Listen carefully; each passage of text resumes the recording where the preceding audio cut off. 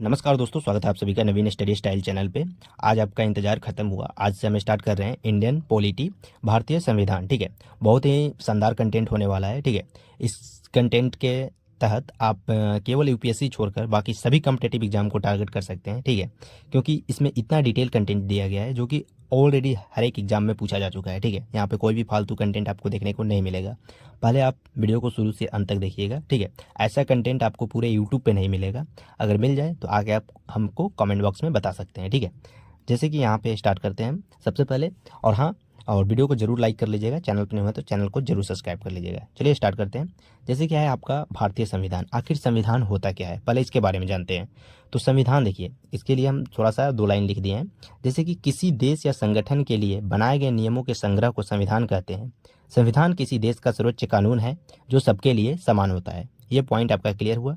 अब एक फैक्ट जान लेते हैं। भारत का संविधान दुनिया का सबसे लंबा लिखित संविधान है, याद रखिएगा, ये फैक्ट है।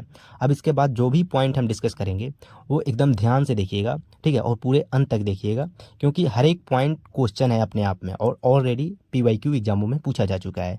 जैसे कि पहला पॉइंट है आपका, भारत का संविधान बनाने में 2 साल 11 महीने 18 दिन लगे थे। जैसे कि क्वेश्चन पूछता है कि भारत का संविधान बनाने में कितने समय लगे थे, तो आपको वहाँ पे ऑप्शन रहेगा 2 साल 11 महीने 18 दिन। ठीक है, नेक्स्ट पॉइंट देखते हैं। अगला पॉइंट है, यह 9 दिसंबर 1946 को शुरू की गई थी और 26 नवंबर 1949 को समाप्त हुई। ठीक है, याद रखिएगा। नेक्स्ट पॉइंट देखिए, अगला पॉइंट है आपका, भारत का मूल संविधान पहली बार प्रेम बिहारी नारायण रायजादा के द्वारा हाथ से लिखा गया था। यह भी क्वेश्चन पूछा है कि भारत का मूल संविधान पहली बार किसके द्वारा लिखा गया है, तो प्रेम बिहारी नारायण रायजादा के द्वारा। ठीक है, कंटेंट आपका इतना शानदार है जिसका आपका कोई जवाब नहीं है। ठीक है, आप एक बार पहले शुरू से अंत तक देखिए। अब देखते हैं नेक्स्ट पॉइंट। अगला पॉइंट है आपका, संविधान 26 नवंबर 1949 को बनकर तैयार हुआ और यह 26 जनवरी 1950 को पूर्णतः लागू हुआ। यह भी पूछता है कि संविधान पूर्णतः कब लागू हुआ, तो 26 जनवरी 1950 को। ठीक है, आपको याद रखना पड़ेगा।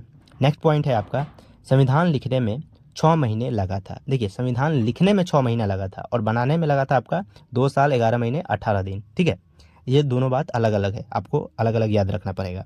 नेक्स्ट पॉइंट है आपका, संविधान लिखने में 303 नींव लगा था। संविधान लिखने में कितने नींव लगे थे, तो 303, याद रखिएगा। नेक्स्ट पॉइंट है आपका, भारतीय संविधान के प्रस्तावना को संविधान की आत्मा कहा जाता है। ये भी क्वेश्चन पूछा गया है कि संविधान की आत्मा किसे कहा गया है, तो भारतीय संविधान के प्रस्तावना को संविधान की आत्मा कहा गया है। ठीक है, यहाँ तक पॉइंट आपका क्लियर हुआ। ठीक है, कंटेंट आपका बहुत ही अच्छा है, शानदार है। ऐसा कंटेंट आपको पूरे यूट्यूब पे नहीं मिलेगा।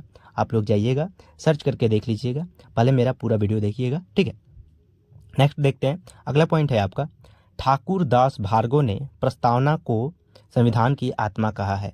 किसने प्रस्तावना को संविधान की आत्मा कहा है, तो ठाकुर दास भार्गव, याद रखिएगा। ठीक है, ये भी बहुत अच्छा पॉइंट है। अब हम देखते हैं नेक्स्ट पॉइंट क्या है।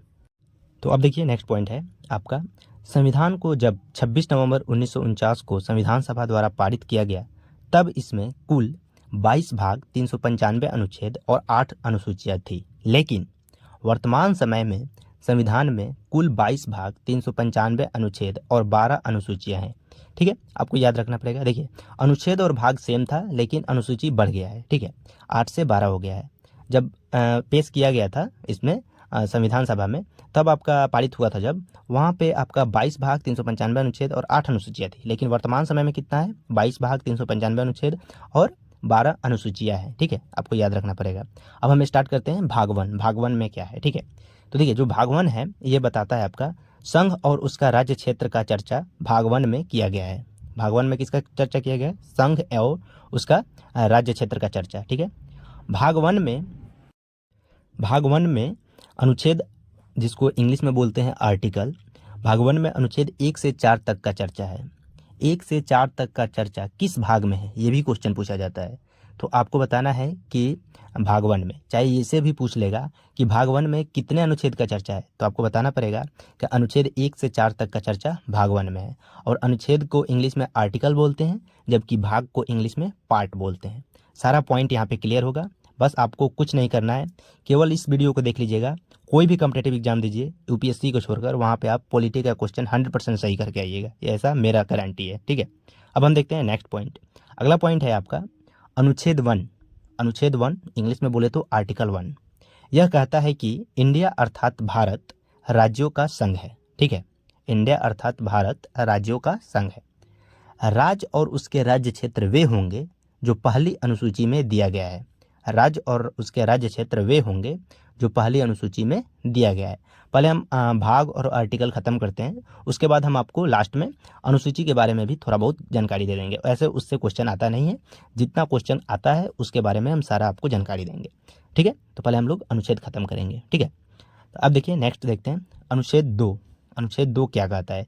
यह कहता है कि संघ में नए राज्य का प्रवेश या स्थापना हो सकता है। ठीक है, मतलब जो भारत का हिस्सा पहले नहीं था उसको, मतलब देखिए समझाते हैं आपको। ये क्या कह रहा है, जैसे दूसरे देश का कुछ हिस्सा लेके हम अपने भारत में मिला के नया राज्य एक बना सकते हैं। ठीक है, वही कह रहा है। जैसे कि एग्जाम्पल देखिए, सिक्किम को 36वां संशोधन 1975 के तहत पूर्ण राज्य का दर्जा दिया गया।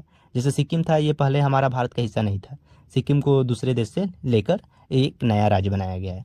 तो यही कहता है आपका आर्टिकल 2, यह कहता है कि संघ में नए राज्य का प्रवेश या स्थापना हो सकता है। ये पॉइंट क्लियर हुआ।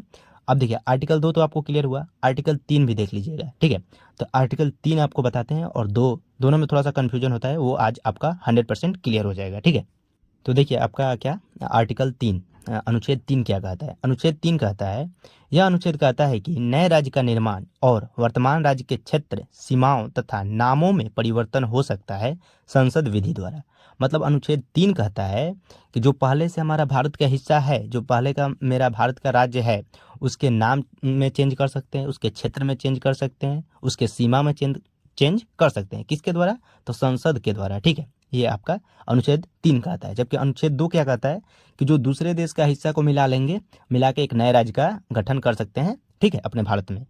अनुच्छेद 2 और अनुच्छेद 3 दोनों अलग अलग है, बहुत लोगों को कन्फ्यूजन होता है, तो आपको आज क्लियर हो गया होगा। ठीक है, कि जैसे कि अनुच्छेद 3 कहता है कि जो मेरा पहले से राज्य है उसके क्षेत्र, सीमा और नाम में परिवर्तन हो सकता है। ठीक है, यहाँ पे लिख भी दिए हैं, मतलब जो पहले से भारत का हिस्सा था, मतलब ये पहले से भारत का हिस्सा था, इसमें हम थोड़ा सा जैसे कि नया एक और राज्य बना दिए, किसी को तोड़ के दूगो बना दिए, वही कहता है आपका अनुच्छेद 3। ठीक है, अब हम पकड़ते हैं अनुच्छेद 4 क्या कहता है। अनुच्छेद 4 आपका कहता है, यह कहता है कि अनुच्छेद 2 एवं अनुच्छेद 3 में संशोधन साधारण बहुमत के द्वारा हो सकता है। ठीक है, मतलब क्या हुआ, मतलब कुछ संसद ही आपका बहुमत दे दिए संशोधन के लिए, तो यहाँ पे संशोधन हो सकता है, यही कह रहा है ये आर्टिकल। ठीक है, इसलिए यहाँ पे मेंशन कर दिए हैं कि यह अनुच्छेद 368 को फॉलो नहीं करता है, अर्थात इसे आर्टिकल 368 से अलग रखा गया है। ठीक है, थोड़ा सा ही बहुमत मिलेगा तो इसमें हम चेंज कर सकते हैं 2 और 3 में। आर्टिकल आपका 4 यही कहता है। ठीक है, तो ये बात क्लियर हुआ। अब हम देखते हैं नेक्स्ट पॉइंट। अगला पॉइंट देखिए, अगला पॉइंट है आपका, देखिए यहाँ पे जो जो पॉइंट डिस्कस करेंगे ये बहुत इंपॉर्टेंट है और सभी कॉम्पिटिटिव एग्जाम में पूछा जा चुका है, तो बहुत ध्यान से देखिएगा। जैसे कि आपका पहला पॉइंट क्या कह रहा है, 1 अक्टूबर 1953 ईस्वी को आंध्र प्रदेश राज्य का गठन हुआ। आंध्र प्रदेश राज्य का गठन कब हुआ? 1 अक्टूबर 1953 ईस्वी को। ठीक है, ये बात आपका क्लियर है।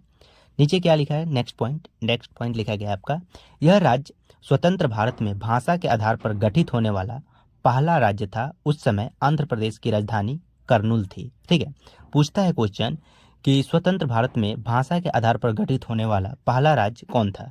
तो आंध्र प्रदेश आपको टिक आउट करना है। ठीक है, और उस समय जो इसकी राजधानी थी वो करनूल थी। ठीक है, अब देखते हैं नेक्स्ट पॉइंट। अगला पॉइंट क्या कह रहा है, राज्य पुनर्गठन अधिनियम जुलाई 1956 ईस्वी में पास किया गया।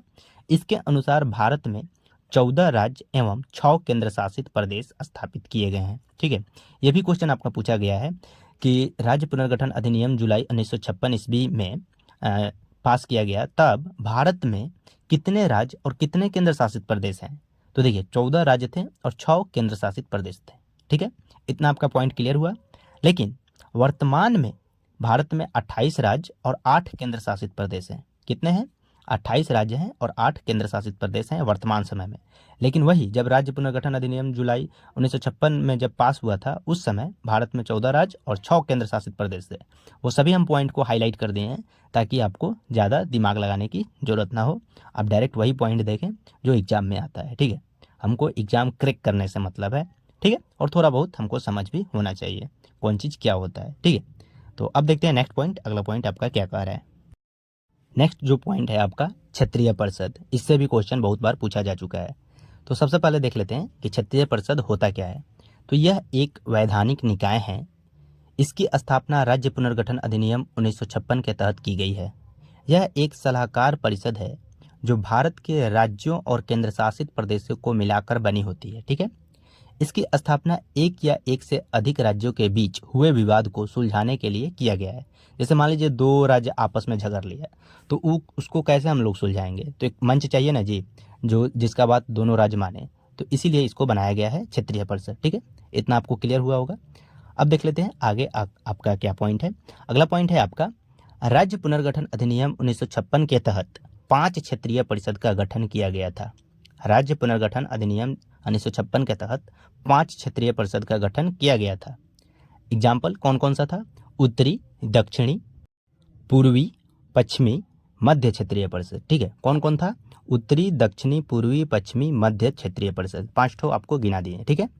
नेक्स्ट है आपका, वर्तमान में कुल 6 क्षेत्रीय परिषद कार्यरत हैं। ये भी क्वेश्चन पूछा गया है कि वर्तमान समय में कुल कितने क्षेत्रीय परिषद कार्यरत हैं। तो 6 वहां पे आपको टिक आउट करना है। लेकिन राज्य पुनर्गठन अधिनियम 1956 के तहत 5 को बनाया गया था। ठीक है, लेकिन अभी जो है फिलहाल में 6 क्षेत्रीय परिषद कार्यरत है। कौन कौन है? तो देखिए, उत्तरी है, दक्षिणी है, पूर्वी है, पश्चिमी है। ठीक है, मध्य है, लेकिन एक और जो नया बना है उसका नाम है पूर्वोत्तर क्षेत्रीय परिषद। ठीक है, पूर्वोत्तर क्षेत्रीय परिषद ये नया बना है। इसको मिलाकर 6 क्षेत्रीय परिषद हुआ। कौन कौन?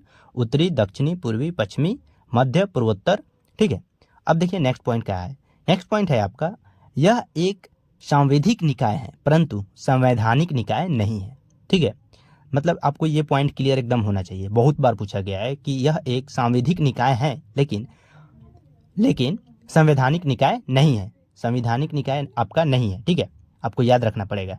नेक्स्ट है पॉइंट आपका, पूर्वोत्तर क्षेत्रीय परिषद का गठन संसदीय अधिनियम पूर्वोत्तर परिषद अधिनियम 1971 के द्वारा किया गया है। पूर्वोत्तर क्षेत्रीय परिषद का गठन किसके द्वारा किया गया है? ये भी क्वेश्चन पूछा गया है। तो पूर्वोत्तर परिषद अधिनियम 1971 द्वारा किया गया है। ठीक है, नेक्स्ट पॉइंट देखिए।